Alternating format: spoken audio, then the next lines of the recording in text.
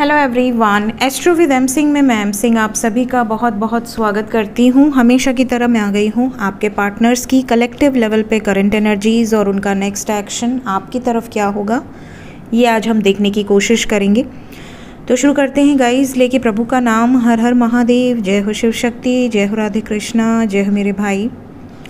हमेशा की तरह सबसे पहले हम देखेंगे आपके पर्सन की करंट सिचुएशन, करंट एनर्जी। तो अपने पर्सन को इमेजिन कीजिए, जिसको भी सोचकर आप ये रीडिंग्स देखना चाहते हैं उस व्यक्ति को इमेजिन कीजिए ताकि ज़्यादा से ज़्यादा एनर्जी आपसे रेजोनेट करे।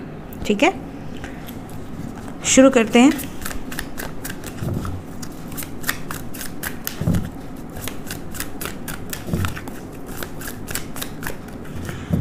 क्या चल रहा है एंजल्स? करंट सिचुएशन, आपके पर्सन की करंट सिचुएशन।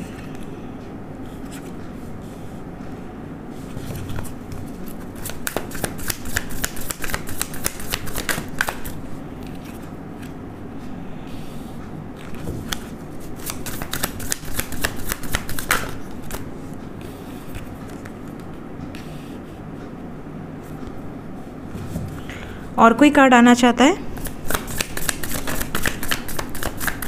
ठीक है,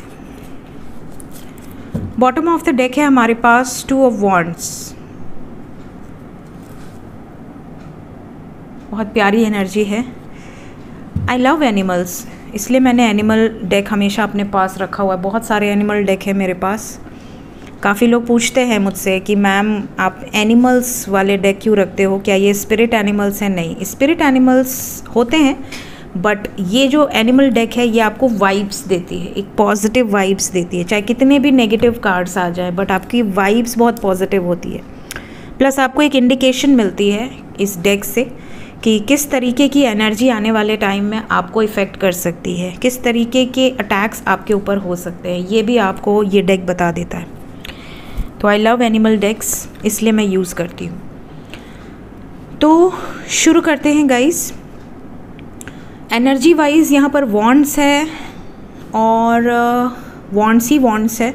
fire energy is very strong. We have wands, temperance that is again fire, emperor that is again fire, two of wands, page of wands, सब कुछ वॉन्ड्स ही wands है।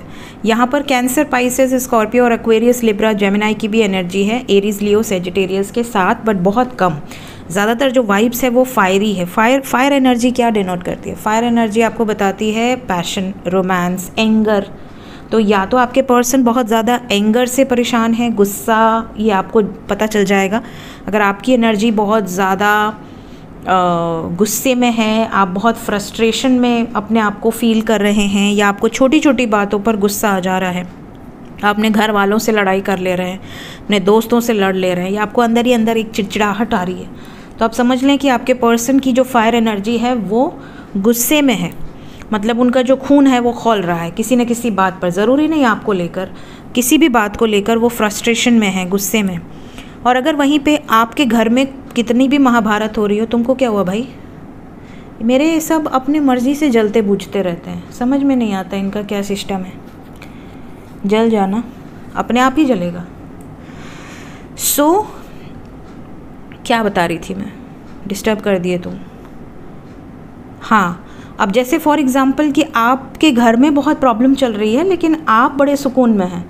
आप बहुत ज़्यादा ऐसा फील कर रहे हैं कि अरे सब रोज़ का है, कुछ नहीं होता, थोड़ी देर में सब शांत हो जाएंगे, आप मस्त हैं। तो आप समझ लें कि इस वक्त चाहे एनर्जी कितनी भी आपके घर में नेगेटिव हो, बट आपके पर्सन की एनर्जी इतनी ज़्यादा पॉजिटिव है कि वो एनर्जी आपको नेगेटिव अफेक्ट कर ही नहीं रही।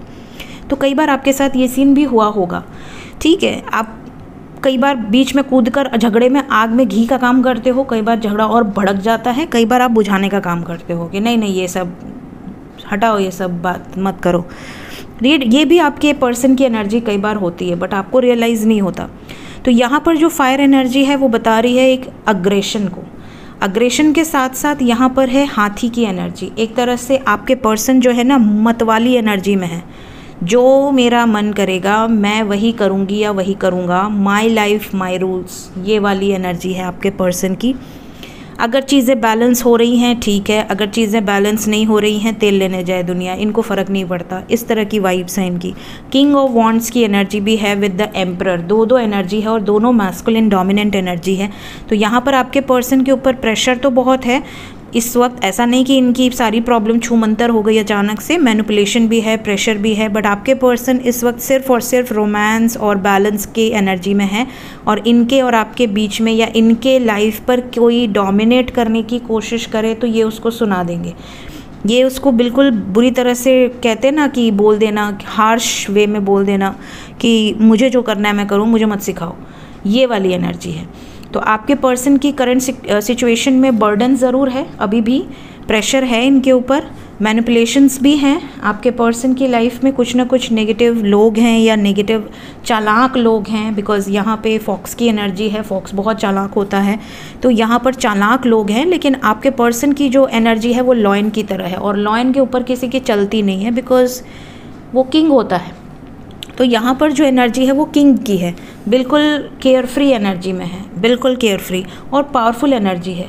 ठीक है, ये वाली एनर्जी यहाँ पर आपके पर्सन की है और बैलेंस्ड भी है। ये नहीं कि पावर का मिसयूज़ कर रहे हैं, बैलेंस की एनर्जी भी साथ में है, because we have got temperance energy. देखते हैं आपके पर्सन की करंट फीलिंग्स क्या हैं आपके लिए।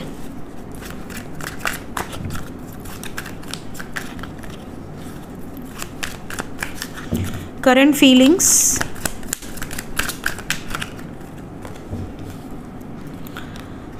इनकी पहली फीलिंग ये निकल कर आई है कि ये शांत ज़रूर हैं, लेकिन ये कहते हैं ना कि इनकी जो भी विशेज़ हैं, जो भी डिज़ायर्स हैं, उसको फुलफ़िल करने के लिए अपनी पूरी एफ़र्ट लगा रहे हैं। मतलब कोई ऐसा नहीं है जो इनको ऐसा लग रहा हो कि यार मेरी विशेज़ पूरी नहीं होंगी।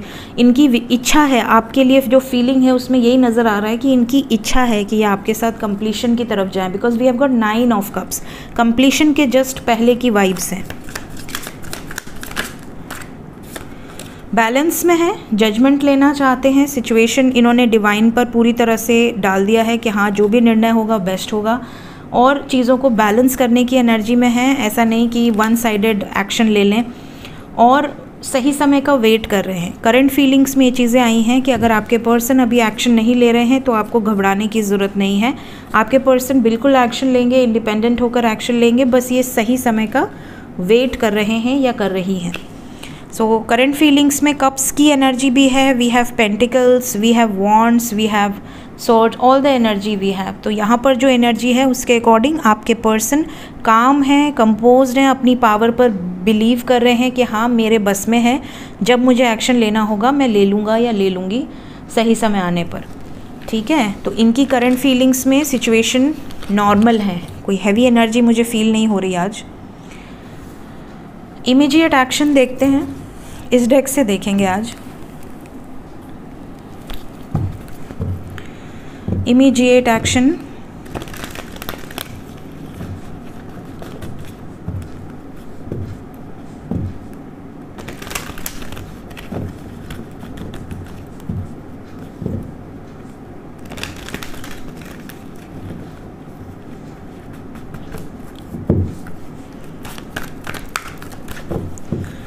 इमीडिएट एक्शन क्या होने वाला है मेरे व्यूवर्स की लाइफ में।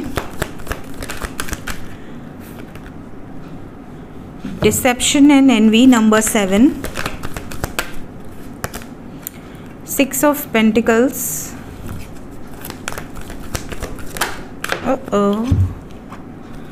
Transformation.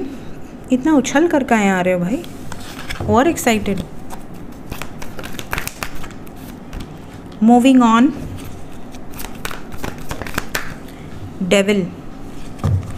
Bottom of the deck से है मदर यूनिवर्स की energy, means the word. So यहाँ पर जो वाइब्रेशन है आप देख सकते हैं कि बहुत नेगेटिव है, बहुत हैवी है, लेकिन आपके फेवर में है, बिकॉज आपके पर्सन की एनर्जी में ये चीज़ें क्लियरली निकल कर आई हैं कि जो लोग इनको प्रेरित कर रहे हैं आपके अगेंस्ट, या जो भी नेगेटिव लोग हैं इनके और आपके बीच में, जो भी डेविलिश एनर्जीज़ हैं या नेगेटिव लोग हैं या कोई कार्मिक सिचुएशंस हैं, आपके पर्सन उसमें चेंज चाह रहे हैं। आपके पर्सन उन लोगों से, उन सिचुएशन से, या जो लोग मुखौटा धारण करके इनके साथ हैं, इनका अच्छा नहीं चाहते बट इनके सामने अच्छा बनने की कोशिश कर रहे हैं, ऐसे लोगों से, या जो लोग इनसे जेलसी रखते हैं, इनके दुखी होने पर खुश हो रहे हैं, इनके बर्बादी पर खुश हो रहे हैं, ऐसे लोगों के साथ आपके पर्सन बहुत समय से बैलेंस बनाकर चलने की कोशिश कर रहे थे। बट आने वाले समय में ये नज़र आ रहा है कि आपके पर्सन एक बड़ा चेंज लेकर आएंगे, और ये जो चेंज है ये मेजर चेंज होगा, मेजर शिफ्ट, और ये शिफ्ट है एंडिंग का, because we have ending of a cycle. तो आपकी तरफ यहाँ पर चीज़ें बैलेंस करने के लिए, because we have 6 of pentacles, इनको नेगेटिव लोगों से, नेगेटिव सिचुएशन से निकलना होगा। बॉटम ऑफ द डेक है द वर्ड। लेट्स क्लैरिफाई कि कहीं ये आपके लिए तो नहीं आया है, इसलिए मैं क्लैरिफाई करूँगी। डेथ क्यों आया एंजल्स? मेरे व्यूवर्स के साथ तो नेगेटिव नहीं होगा, नहीं। जो कार्मिक्स हैं, we have got wheel of fortune, जो कार्मिक्स हैं वो रिलीज़ होंगे, जो इन्हें डराने की कोशिश कर रहे हैं या जिनकी वजह से ये डर रहे हैं। तो ये कंफर्म करना ज़रूरी था, पता चला कि मैंने बोल दिया थर्ड पार्टी से रिलेटेड और ये आपके साथ ही घटित हो गया। तो ये कार्मिक्स के लिए है। अब फॉर एग्ज़ाम्पल अगर आप में से कोई अपने कार्मिक से डील कर रहा होगा तो ये रेजोनेट कर सकता है आपसे, अदरवाइज़ ये व्यूवर्स से रेजोनेट नहीं करेगा। ये आपके पर्सन की एनर्जी में जो भी कार्मिक साइकिल्स हैं वो रिलीज़ होंगी। मूविंग ऑन क्यों आया है हाई प्रीस्टेस? जो भी मैनिपुलेशन है, जो कि अभी एनिमल में फॉक्स की एनर्जी आई थी, आपने देखा, ये वही एनर्जी है। तो आपके पर्सन की लाइफ में जो लोग हैं जो बहुत चालाक हैं, बहुत मैनिपुलेट कर रहे हैं, इनका इंट्यूशन इनको गाइड कर रहा है वैसे लोगों से डिस्कनेक्ट होने के लिए, और ये जजमेंट भी लेंगे। तो ये दोनों ही मैंने आपके लिए क्लैरिफाई कर दिया ताकि आपको क्लैरिटी मिल जाए। यूनिवर्स का मैसेज क्या है? मैनिफेस्ट कीजिए जो आप चाहते हैं। मैसेजेस अगर आप मैनिफेस्ट कर रहे हैं आपको मैसेजेस रिसीव होंगे, लेकिन कुछ लोगों को मैसेजेस रिसीव होंगे और मैसेज रिसीव होने के थोड़े टाइम बाद झगड़ा भी हो जाएगा, तो इस चीज़ का ध्यान रखिएगा ताकि आपका झगड़ा ना हो। 7 नंबर इंपॉर्टेंट है। ये रीडिंग के बाद 70 आवर्स के अंदर जिनसे भी एनर्जी रेजोनेट करेगी कमेंट्स में ज़रूर बताइएगा। देखते हैं एंजल्स क्या बताना चाहते हैं। Angel message.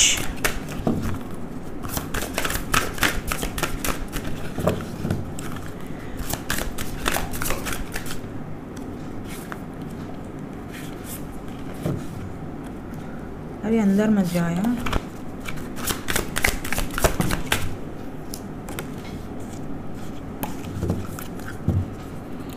Bottom of the deck है फुलफिलमेंट। तो बहुत सारे लोगों की जो भी डिज़ायर्स हैं, जो भी विशेज़ हैं वो पूरी होने वाली हैं। जो भी एंजल्स हैं, जो भी स्पिरिट गाइड्स हैं, जो भी एंसेस्टर्स हैं, जो भी धरती पर आपके गाइड्स हैं, सबको रिस्पेक्ट कीजिए। जो भी आपको मदद कर रहा है आपकी जर्नी में, आपके बुरे वक्त में, आपके रिलेटिव हो गए, फ्रेंड हो गए, जो भी है, मिरर मत कीजिए एक दूसरे को। अगर कोई नेगेटिव है तो पता चला आप और नेगेटिव हो गए, तो ऐसा मत कीजिए। एनर्जी को बैलेंस बनाकर चलने की कोशिश कीजिए। आपके गार्जियन एंजल्स हमेशा आपके साथ है, वो आपको प्रोटेक्ट कर रहे हैं किसी न किसी रूप में। यूनियन बहुत जल्द होने वाला है, जैसा कि हमने नेक्स्ट एक्शन में भी देखा। मैसेज की एनर्जी है। काफ़ी लोगों को मैसेजेस रिसीव भी हुए होंगे रिसेंट 2 दिन के अंदर, बिकॉज मैसेज की वाइब्स थी और अभी वापस से आगे एनर्जी है। टैरेट रीडिंग के माध्यम से आपको कलेक्टिव ही सही बट एटलीस्ट गाइडेंस मिल रही है, तो ये भी एनर्जी है। एंजल्स जो डायरेक्टली आपको नहीं बोल पाते वो किसी न किसी रीडर के माध्यम से आप तक पहुंच रहा है। और बॉटम ऑफ द डेक है हमारे पास फाउंडेशन। तो यहाँ पे अपने बेस से जुड़े रहिए। आप जिस रेल्म से आए हैं, जिस जगह पे आपने जन्म लिया है, और आपका बेस क्या है, आपका जो भी धर्म है, जो भी आपका कहते हैं ना कि आपकी आस्था जिससे भी जुड़ी हुई है, उस आस्था पर बिलीव कीजिए, ठीक है, और अडिग रहे वो बिलीव, ये ध्यान रखिए। आप जिस भी सिचुएशन में हो, अगर आप ईश्वर को मानते हैं तो आप उस पर बिलीव करना सीखिए, ट्रस्ट करना सीखिए। कभी भी उस फाउंडेशन के कोर को हिलने ना दीजिए। ये नहीं कि एक इच्छा पूरी नहीं हुई तो भगवान नहीं है, भगवान तो होता ही नहीं है, ऐसा नहीं है। आपके जो कर्म होते हैं भगवान वैसे ही आपको रिजल्ट्स देते हैं, उनके हाथ में नहीं है वो चीज़ें कि वो आपको, लेकिन हाँ वो आपको बचाते ज़रूर है, प्रोटेक्ट ज़रूर करते हैं। वो आपको हमेशा कहते हैं कि आप बिलीव करिए, क्योंकि जो आपकी लाइफ में हो रहा है मे बी आप उससे बेटर डिज़र्व करते हैं। तो आपको बाद में समझ में आता है कि जो हुआ था वो ना हुआ होता तो आज मैं यहाँ पर ना होता। तो ये चीज़ें हैं, क्योंकि हमारी दूरदृष्टि नहीं होती है, हम बहुत करीबी चीज़ों को देख पाते हैं, बट भगवान आगे पीछे सब देखते हैं। तो उनको पता होता है कि कौन आपके पीठ पीछे कैसा है, तो वो अगर आपको प्रोटेक्ट कर रहे हैं तो उसको रिस्पेक्ट कीजिए। तो आस्था आपकी डगमगानी नहीं चाहिए, कोर फाउंडेशन मजबूत होना चाहिए। सो ये थी गाइज आज की रीडिंग और कुछ guidance. Thank you so much, take care, bye bye.